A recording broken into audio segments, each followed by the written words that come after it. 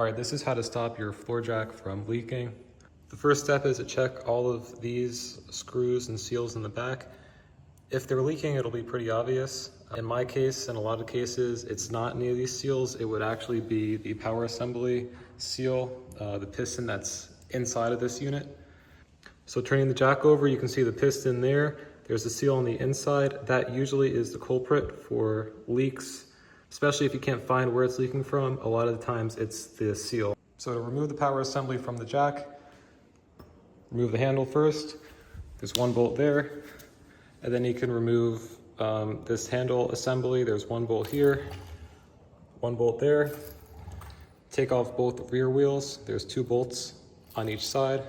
Usually there's a spring that's held on by this post there. Detach the spring from this post using a pair of pliers. Finally, there's a cotter pin right there. Flip the jack on its side, remove it from this end and tap it out. Once that's done, the power unit should just slide out, no problem, and you're ready to bring it to the bench. To get new seals for your jack, find the model number. Mine's right there. Look it up online, and you can find them on Amazon or different distributors. Usually they come as a whole set. Sometimes you can order the individual pieces. For my jack here, I ordered the whole kit and I replaced every seal, but most of the time you really only need the one seal on the inside, which we'll get to. Here's the assembly on the table. I just drained the oil. You'll need a big wrench to get this front cover off. This is the setup that I'm using. I use the handle of the jack to give myself extra leverage. If you have a bench vise, that would help, but with enough leverage, this came off pretty easily.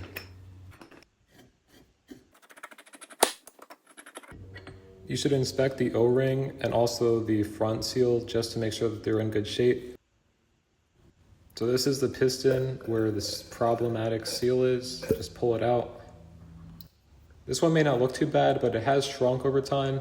A lot of times these could be falling apart. They could be missing pieces.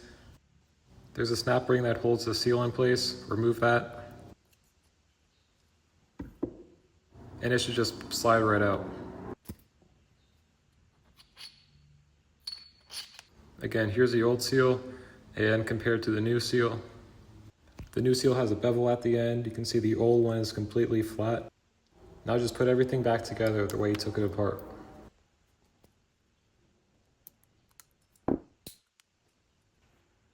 Lube it up before you reinstall it. Be careful not to damage the seal when you're pushing it back in. It does take some effort because it's a tight fit.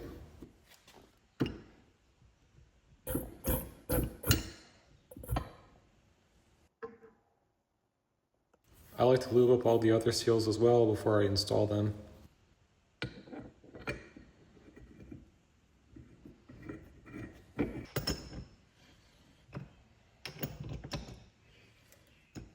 Make sure you tighten it pretty good.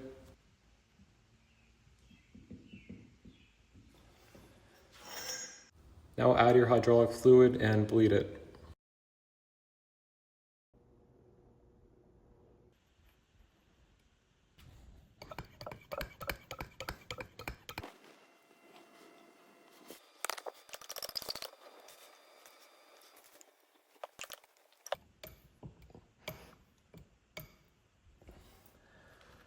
And that's it. Put everything back together, test the jack. It should work just fine now, and it shouldn't have any more leaks.